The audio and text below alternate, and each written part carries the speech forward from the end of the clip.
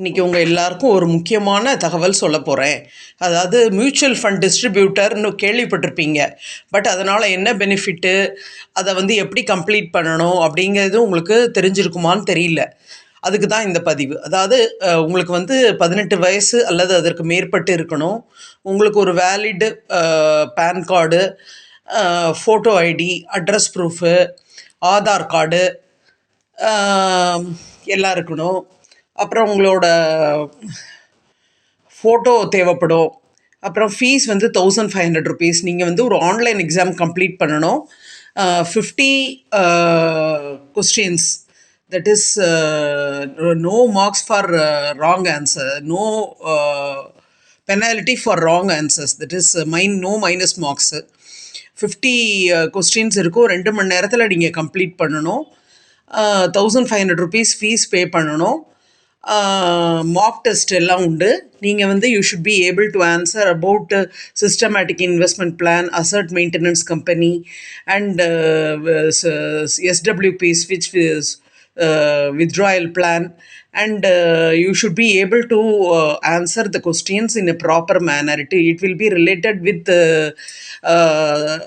stock market. That is you should know about expense ratio. Expense ratio na என்னன்னா, நீங்கள் direct க்ரோத்துன்னு 2 options இருக்குது mutual ஃபண்டில். Direct மூலமாக போனீங்கன்னா உங்களுக்கு டிஸ்ட்ரிபியூட்டர் கமிஷன்லாம் வராது. க்ரோத் மூலமாக போனீங்கன்னா உங்களுக்கு டிஸ்ட்ரிபியூட்டர் கமிஷன் உண்டு. தட் இஸ் ஏஜென்ட் மாதிரி. இப்போ எல்ஐசி பாலிசி எடுக்கிறோம் இல்லையா, ஏஜென்ட் மூலமாக அந்த மாதிரி.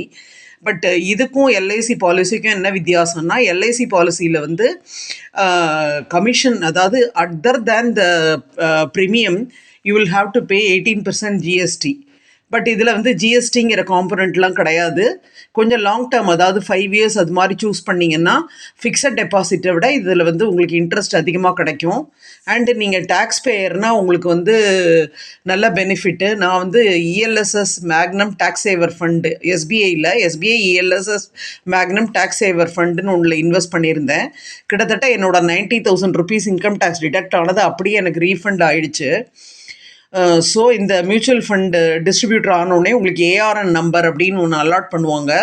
அதுக்கப்புறமா நீங்கள் நீங்களாகவே ஓனாக செட்டப் பண்ணிட்டு வர கிளைண்ட்ஸ்க்கு நீங்கள் you can give advice, or otherwise you can join HDFC, ICICI bank, அந்த மாதிரி பேங்க்ஸ்லேயும் they will recruit you as mutual fund distributor. இப்போ என்னை பொறுத்த வரைக்கும் எனக்கு கொஞ்சம் நான் இதெல்லாம் காமர்ஸும் படித்து அதுக்கப்புறமும் கொஞ்சம் என்னை எஜுகேட் பண்ணிட்டதுனால நான் இன்னும் எக்ஸாம் கம்ப்ளீட் பண்ணல. But I can give best advice. That is which will be suitable for short term and long term and medium term. எது அதிகமாக லாபம் கொடுக்கும். ரீசெண்டாக இப்போ குவாலிட்டி ஃபண்டுன்னு எஸ்பிஐ லான்ச் பண்ணியிருக்காங்க, அதில் போட்டிருக்கேன்.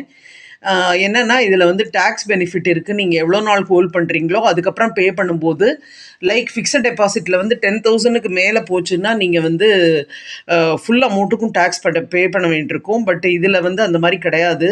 உங்கள் ப்ராஃபிட் 1,00,000 ரூபாய்க்கு மேலே போச்சுன்னா எவ்வளோ எக்ஸஸ் ஆஃப் 1 lakh போகிறதோ அந்த அமௌண்ட்டுக்கு மாத்திரம் நீங்கள் டேக்ஸ் பே பண்ணால் போதும். அதுலேயே short term capital gains, long term capital கெயின்ஸ்னு இருக்குது. லாங் டேர்ம் கேபிட்டல் கெயின்ஸ்னால் ரொம்ப கம்மியாக தான் வரும். So this will be beneficial to you. உங்களுக்கு இன்ட்ரெஸ்ட் இருந்தால் இதை பற்றி என்கிட்ட ஃபர்தராக கேட்கலாம். தேங்க்யூ.